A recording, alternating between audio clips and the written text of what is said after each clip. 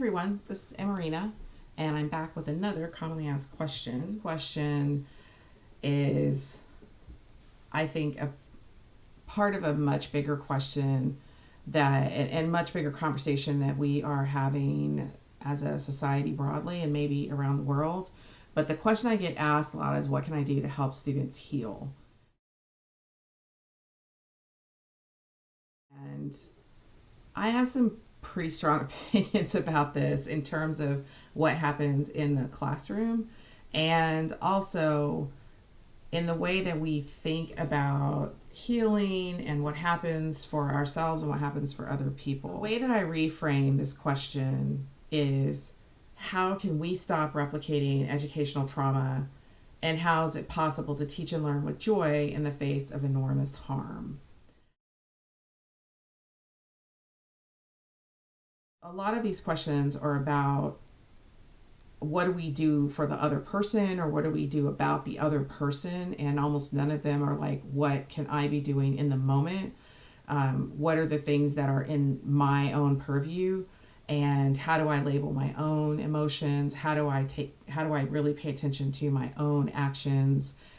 Those kinds of things. It is really important for teachers to do that, not in a way of centering themselves as the most important person in the moment, but in, this is what you can do, is you can make sure that you are in the right space. You can't control what somebody else feels or how they're labeling their feelings or anything like that, but you can pay attention and make sure that you are clean, that you are being ethical, that you are treating people with dignity, that you are really respecting their rights, that you are making sure that they have a full autonomy over their body, that you are honoring consent, or giving lots of opportunities for them to make decisions. Like, there's a lot of ways for us to bring ourselves into those moments that require that we pay attention to what is happening for us, and not get so focused on what is going on with the student or with the other person. So regarding healing, my opinion, and I know there are other people, there's a lot of writing and scholarship and activism around healing and doing community healing and communal healing, and I think all of those things are fine, and people pursue them how they want to pursue them, but I'm speaking really specifically about teaching and education. And that is that I think that when we are in spaces like this, we have to put healing out of our mind. I don't get to determine anybody's healing except my own. You do not get to determine who is healing. You only get to determine your own stuff. You don't get to label that for anybody else. It's not even your business what's going on with them unless they choose to share that with you. They may not label it as healing. It's possible that people are going to find a range of positive experiences in your classroom, and maybe they will find healing, but it's none of your business how they think about that or how they talk about that.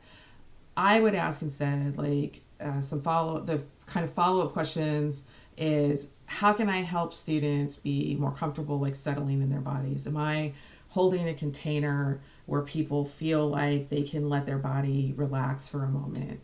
Am I doing that? That's something that I have some control over. That's something that I can pay attention to. How do I help strengthen people's ability to learn?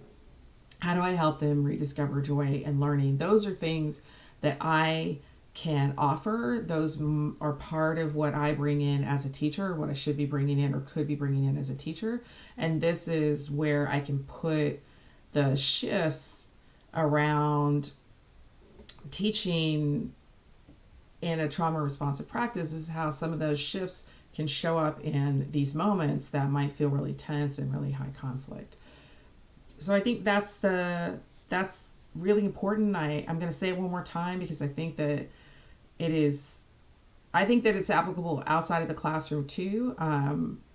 That when we talk about how can I help somebody else heal, or we're talking about how other people label their journey, label their emotions, that is unhelpful and not our business. So that all may be happening. It may be that people are healing. It may be that people are feeling this way or that way or whatever. But that isn't really our concern. Our concern is like, what are the things am I doing in the classroom that can really be beneficial for students as learners, as humans who are worthy of dignity? Am I treating people in these ways?